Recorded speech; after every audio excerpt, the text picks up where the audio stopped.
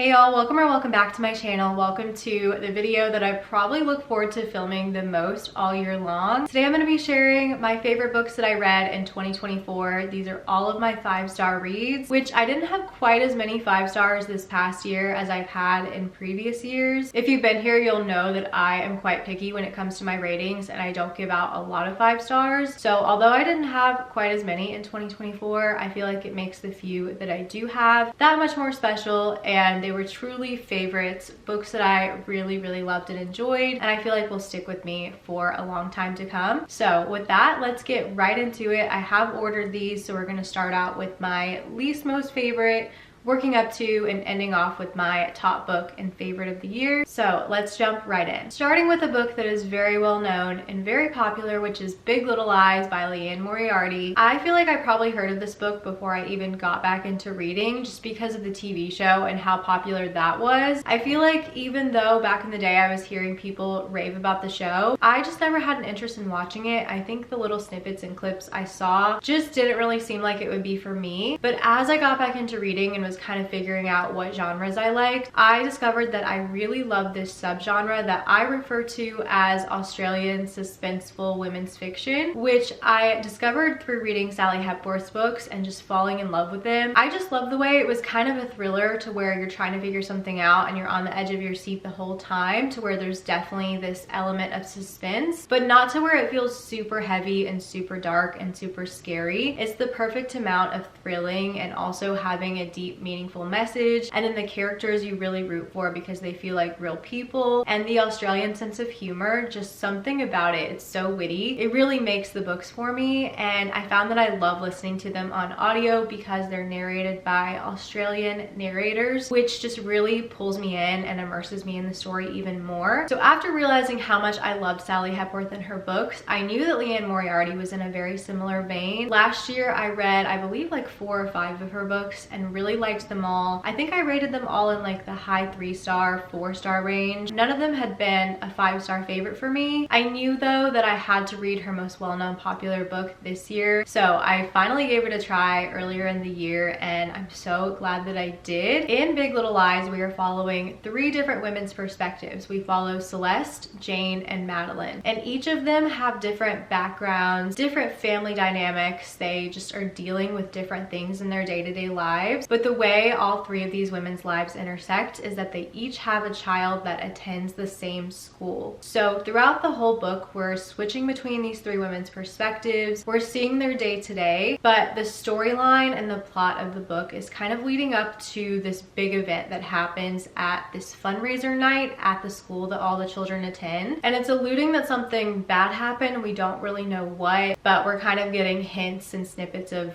various characters in the community that are kind of just building up to this big climax. I did not think I would love this book as much as I did. I guess because it's just so well known and popular. I feel like I've heard great things about it, but I've never really heard anyone say it was their favorite. I've never really seen any 5-star reviews for it. So I knew I would enjoy it, but again, just not as much as I did. I just found each 3 of the women's perspectives to be so interesting, so fascinating. They're each dealing with things that feel very real. And the way Liane Moriarty wrote about some really heavy topics, she did it in a way that felt so readable, to where it wasn't like the most heavy emotional thing you've ever read, but it was very meaningful, very well thought out, and very intentional, and it brought new ideas and new conversations to different scenarios that made me even have new perspective on things and just have more empathy for situations like the ones in the book and for these characters. So I really connected with each and every one of them. Aside from the characters, I thought the storyline was so fascinating as well. I was on the edge of my seat the whole time leading up to the climax. I was like, what is gonna happen? What is this building up to? But I was loving the characters enough to where I was like, even if I'm not shocked by this reveal, I'm still enjoying my time so much just in these women's lives and their day-to-day. I didn't need it to be this big crazy plot twist, but that aspect of the book was just as strong. I was so shook by what was revealed. I could never have predicted what what this whole story was leading up to. I will say I have watched a few episodes of the TV show after reading the book, and they kind of added another storyline to the TV show, probably to make it more dramatic, even though it wasn't needed. But this extra storyline they added makes me really dislike one of the characters that I loved in the book. I don't know, I might continue on to see where things go. I know there's like a second season that builds off where the book ends, so I would be interested to see what happens. But I also kind of don't want it to ruin my opinion of the book because I loved it so much. But I thought Big Little Lies was just so great, so well done. The audiobook narration was incredible. There is a voice actor for each of the women in the story, and it just made me that much more connected and that much more in it with these three women. I just thought this book had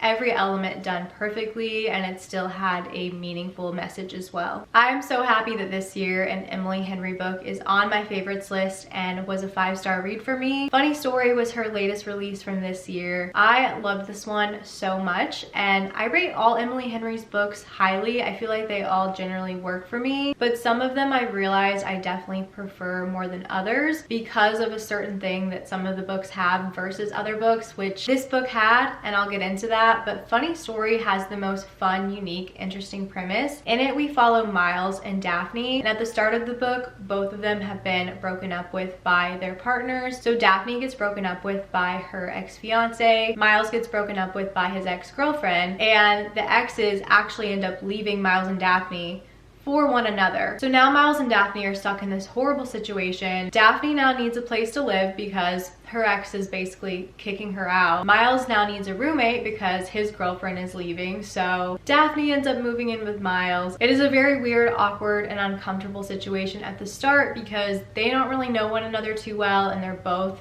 going through it. They're both dealing with these horrible breakups, and from there a kind of friendship develops, and then of course something more. There are a few different tropes in this book that I feel like are more fun to go into and see how they play out for yourself, because I remember hearing the tropes, I kind of expected the story to go one way and it really ended up going in another direction, but I still enjoyed it so much. And one thing I realized through reading this book is that I prefer when Emily Henry's books are more of a rom-com. I feel like her books that I didn't give 5 stars to had the romances more of like a subplot, and there was a very strong plot of like a family dynamic or something else going on. I just feel like I like when there's more of a subplot of the family drama to kind of give the characters depth, but I want the romance to be front and center, and that was definitely the case in this book. I loved the romance. The banter was so good. This book had me cracking up throughout it. It definitely still had the elements in here to give the characters layers and depth, which I appreciated,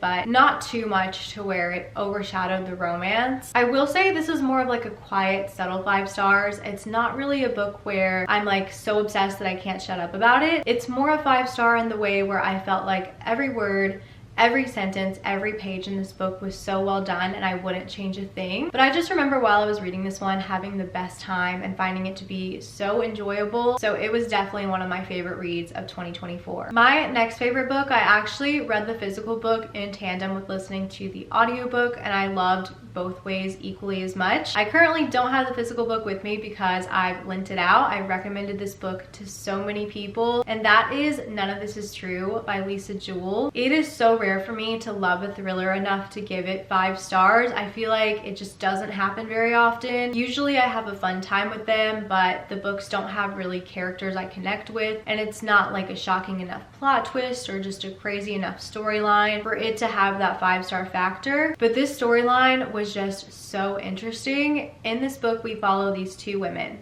and at the start of the book, they're both in the same pub on the same night, both celebrating their 45th birthdays. So that's kind of how they end up meeting and talking to one another. They realize they have all these things in common. One of the women is this really well-known podcaster, and she hosts women on her podcast who are very successful, and she shares their success stories and kind of how they got to be where they are today. And this other woman approaches the podcaster with an idea. She's like, hey, I know normally you share success stories on your podcast, but I'm currently in the middle of making some really big life changes. I feel like you should switch it up for your podcast and document my story to kind of see my progress as I go. And that's all you need to know going into it, and it is just the craziest ride from there. Again, the audiobook I thought was just as good as reading it physically because there are lots of different kind of mixed media elements to the story. There is, of course, the podcast element, and then the podcast gets turned into this Netflix docuseries. So you have all these different sound effects. It's narrated by a full cast. This book was one where I was so invested in the characters. I didn't know who to trust. I was like, what is happening? What is going on? I had so many theories and so many predictions of where this was going to go while I was reading, and I would be putting the pieces together thinking I had an idea of where it was going, but then some random little thing would be dropped in and I'm like, wait,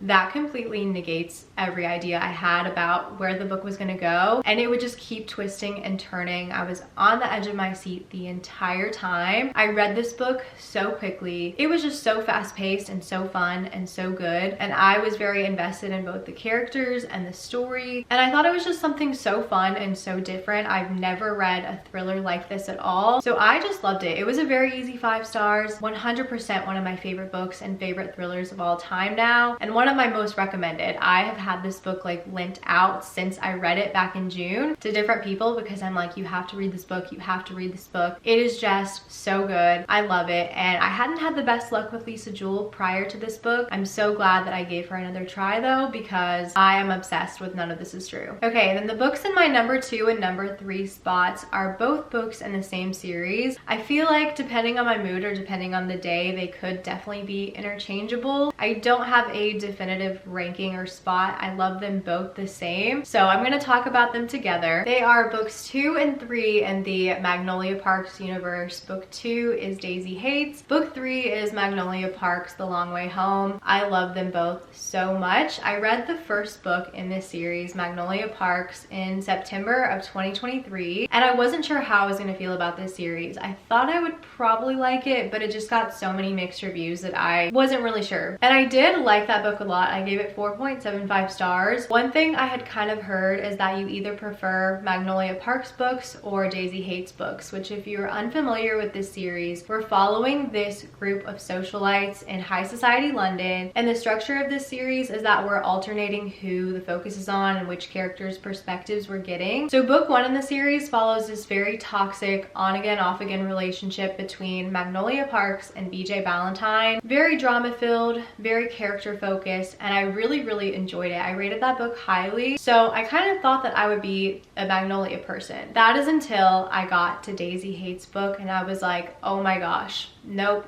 I'm a Daisy girl, love her so much. This book is told from Daisy Hates' perspective, which is another character in the same universe. They definitely have mutual friends with Magnolia and BJ's friend group. We get Daisy's perspective, her love interest Christian Hems, and her brother Julian Hates. I just love Daisy as a character. She's so smart, she's so confident, she's so self-assured. I feel like she made me not like Magnolia because from her perspective, you just see that Magnolia is very entitled, very petty. She does things out of spite, whereas Daisy, it feels like she really has worked hard to get to where she is. Magnolia is a lot more privileged and everything has kind of just been handed to her. Not that she doesn't have struggles of her own at all, but I don't know, I just really love Daisy so much. I feel like she's just a badass character. The Hates family is definitely involved in another side of things in this group, which I'm not gonna say because I think it's very fascinating to go in and find out for yourself as you read. But I feel like her storyline, based on what her family's involved in, is a lot more high stakes. So I really enjoyed the storyline and seeing it through Daisy's eyes. I remember going into Daisy's book, one concern I had was that it would be a little bit repetitive and boring because it's told from the same exact timeline of events as what happens in book 1, just from new characters' perspectives. But that was not the case at all. Even though it's the same time frame, the events feel completely different. There's a little bit of overlap, but the things that that you see happen again, you want to kind of see from new characters' perspectives to get another side to the story. There's some moments where you get kind of like a behind the scenes look on what really was happening, where you thought you knew the whole picture, but then when you're in these characters' perspectives, you see that you didn't have the full story at all. So I love this book so much. It was actually my first 5-star read of the year and confirmed that I am a Daisy girly. Honestly, to the point where I was a little worried to go into book 3, The Long Way Home, because after seeing Magnolia through Daisy's eyes, like I said, I just was not a fan of Magnolia. But once you jump back into Magnolia and BJ's story, you really empathize with her because you're like, no, she does have her reasons for doing what she does. BJ and Magnolia's relationship, although it's toxic, it is just so consuming. I feel so in it with these characters. You feel all the emotions with them. And I love this book so much because you get a lot of insight into why the characters are the way they are, why they do the things they do. It definitely made me change my feelings and opinions towards certain characters for the better. So I just loved it for that. Also, Jessa Hastings' writing,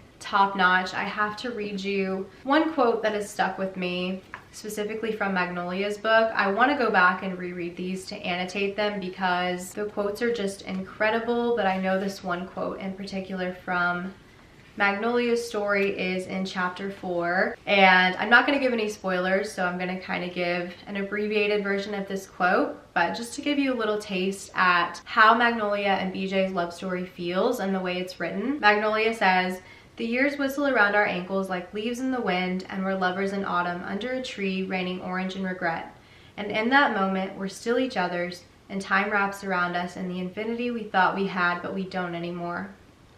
Just so good. I think about these books all the time. These characters feel real. I can't believe they aren't real people. The way these books make me feel, it's like nothing I've ever experienced before. I'm so connected and I'm so invested in these characters and their lives, and I cannot wait to read book 5 this year. Okay, drum roll please for my favorite book that I read in 2024. Just for the Summer by Abby Jimenez. So good. Loved everything about this book. In it, we follow Justin and Emma. Justin one day posts on this Reddit thread that he has this dating curse. He says that every person he's ever dated, once they break up, that person then goes on to find their soulmate and the love of their life. Emma sees his post and she comments on it and is like, oh my gosh, I have the same exact curse. And so they come to this agreement that they are gonna date one another and then break up to try and reverse the curse in the hopes that they will then go on to find their own soulmates. I just love this so much.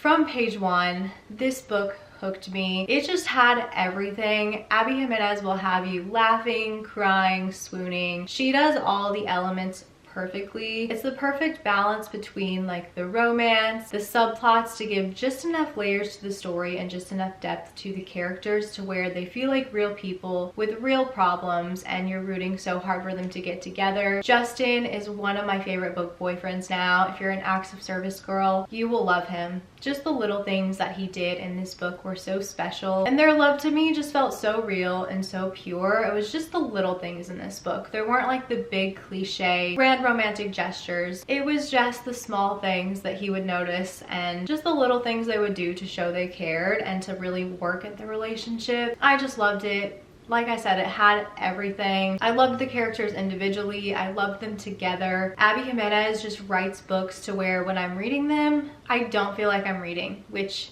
is what I want every single time I pick up a book. I'm searching for that feeling. She definitely became one of my favorite authors this past year. I have a few of her backlist books that I still need to read, and I especially cannot wait for her new book, Say You'll Remember Me, coming out in April. Counting down the days. I just am obsessed with her writing and everything about her books. I love this one so much. It was so easy to pick as my #1 favorite book of the year. I read this one all the way back when it came out in April. I think end of April, early May is when I read it, and it remained my favorite book for the entire year. Every single book that I've talked about in this video is very special to me and so good and gave me the 5-star feeling, but none of them quite made me feel the way this book did. So top spot for sure, an easy favorite. Loved it so much and cannot wait for more from Abby Jimenez. So those are my favorite books of 2024. It was a really good reading year, but I'm even more excited for another year of reading in 2025. Let me know what your favorite books were. Let me know if we have any of the same favorites, if you disagree, if you're planning to to read any of the books that were my favorites. Let me know everything down below in the comments, and be sure to give this video a thumbs up if you did like it. Subscribe to my channel if you are not already. I would love for you guys to stick around. And thank you guys so much for watching. However long you've been here following my reading journey, I appreciate each and every one of you so much. With that, I will see you guys so soon in my next video.